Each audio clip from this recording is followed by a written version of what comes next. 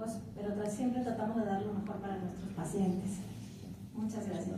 Bueno, entonces, vamos a empezar el día de hoy conociendo un poquito más a la córnea, ¿no? Aquí tenemos la córnea, pero la córnea tiene ciertas propiedades que van a permitir que esta córnea pueda deformarse de cierta manera hasta un límite sin llegar a traer alteraciones en la visión, ¿no? Entonces, para esto vamos a tener factores externos en el medio ambiente que van a poder modificarla.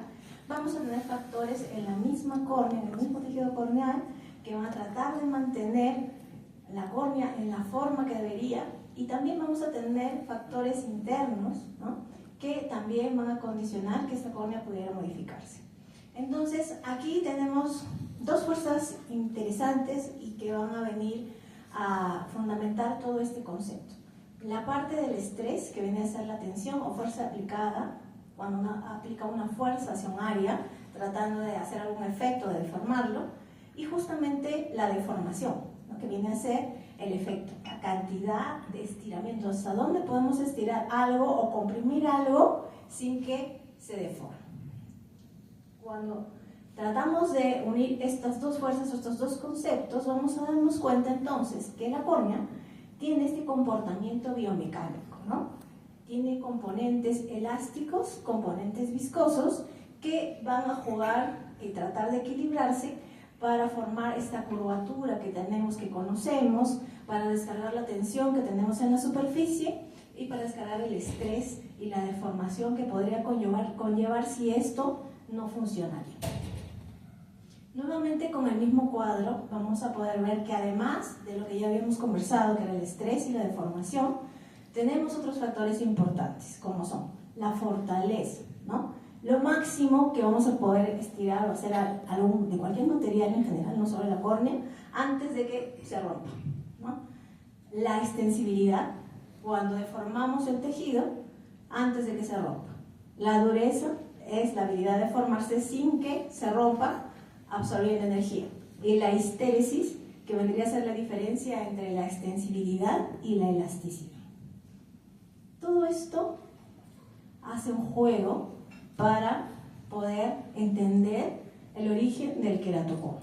Y así sabemos que el queratocono es una enfermedad ectásica de la córnea. Y es muy importante entonces porque la biomecánica corneal es la clave en el desarrollo y la progresión del queratocono. Entonces, todas esas fuerzas que hemos conversado van a determinar cómo se va a ir moldeando la córnea y cómo puede ir cambiando. Y también tienen que ver los factores propios de la córnea, como les mencionaba, como es la forma, el grosor de la córnea, que van a ser moldeadas por todas estas fuerzas. Hay diferentes factores dentro de todo eso que vamos a tener en cuenta que son importantes. La presión intraocular, por ejemplo, vendría a ser ¿qué? Un factor interno, ¿cierto? Tenemos la presión atmosférica, que vendría a ser un factor externo. Tenemos la misma fijación del limbo que está unido ahí, que también va a ejercer cierta fuerza. Tenemos la presión de los párpados, ¿no? Superior e inferior, algunas personas más laxos, otros más tensos. Tenemos también los músculos extraoculares que jalan y también tenemos otros factores añadidos, como puede ser en este caso el frotarse los ojos, ¿no? Todo esto empieza a generar estas alteraciones y luego empezamos a tener el cono y todas las alteraciones que tenemos en la topografía. Entonces, ¿a qué nos referimos con todo esto? Esto es un equilibrio de fuerzas, por decirse.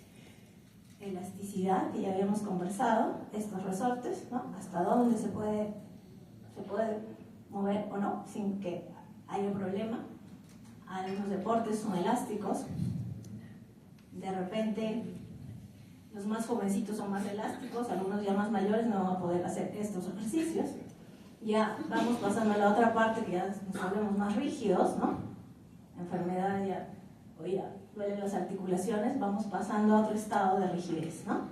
Viscosidad, también este concepto de viscosidad que tenemos, también lo tiene la córnea y permite justamente estos cambios que se producen. Entonces aquí tenemos un esquema nuevamente del equilibrio entre fuerzas, factores extracorneales, como habíamos mencionado, o los que están en el mismo ojo y que vienen a sobrepasar a ver cuál gana, ¿no? Y según eso vemos hasta qué punto se deforma o no la córnea. Entonces, uno de los factores importantes, y no hay que olvidarnos, estamos en Arequipa, es la altitud, presión atmosférica. No es lo mismo un paciente que está en el Callao a nivel del mar con 760 milímetros de mercurio de presión, ¿no?, atmosférica, que un paciente que está acá en Arequipa, o uno que está en Huancayo, o uno que está en Cerro de Pasco.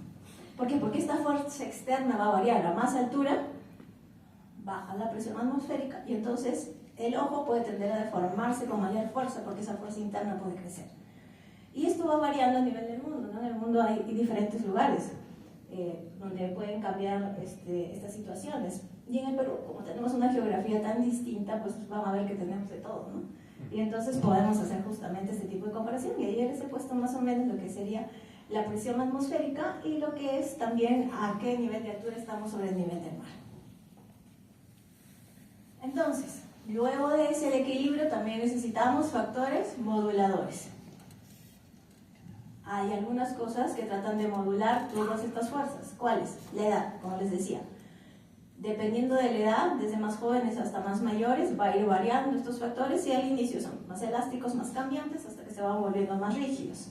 Si tenemos un cuadro aquí, por ejemplo, queremos ver una comparación entre la progresión de queratocono de un niño versus un adulto, vamos a ver que notoriamente, pues un niño se va a progresar mucho más rápido un queratocono que un adulto por los factores que hemos conversado. El grosor de la córnea también es importante porque vamos a ver que justamente en estos puntos donde se está adelgazando más es donde va a empezar a deformarse más, y eso lo vamos a ir midiendo también con cambios topográficos.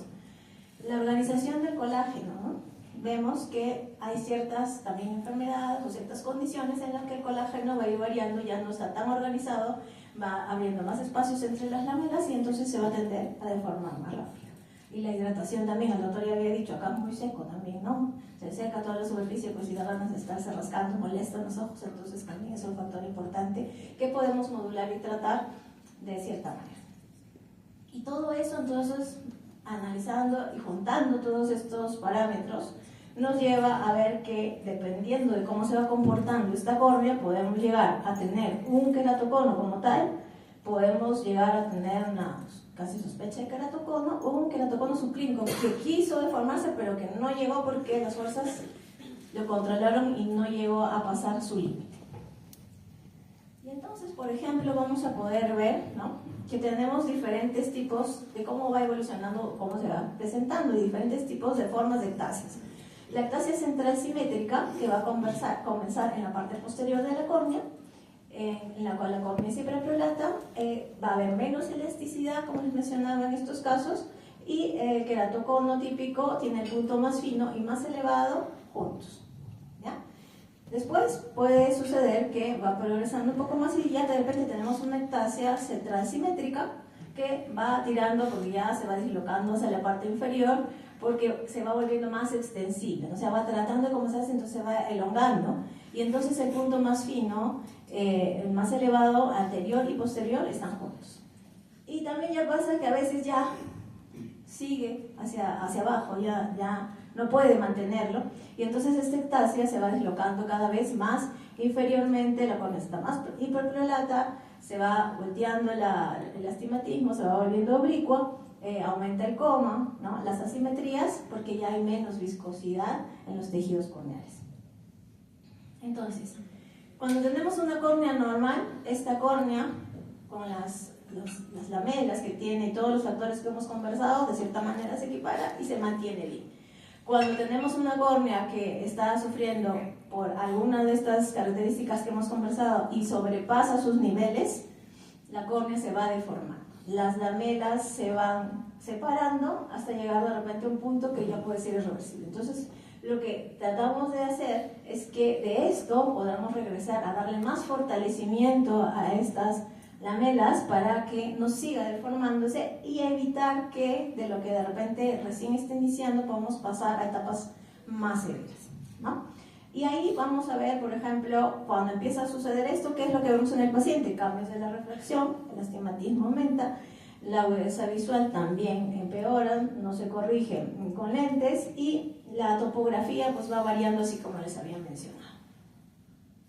¿Y cómo podemos evaluar esta biomecánica de la córnea? Existen algunos equipos con los cuales podemos hacerlo.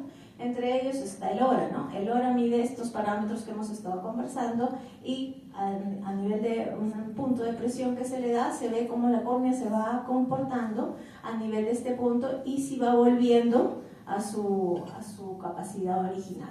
Y sí, se ve que en el queratoconus incluso esta deformación que se produce en la biomecánica corneal se presenta muchas veces antes de que lo podemos evidenciar en una topografía, ¿no? Tenemos también aquí, por ejemplo, la córnea con tecnología Scheimpflug. En el Corvis también podemos tener varios parámetros en los cuales podemos ver córneas que van desde lo normal, córneas que se van aplanando, se van deformando, que regresan o que no pueden regresar. Y se miden diversos parámetros.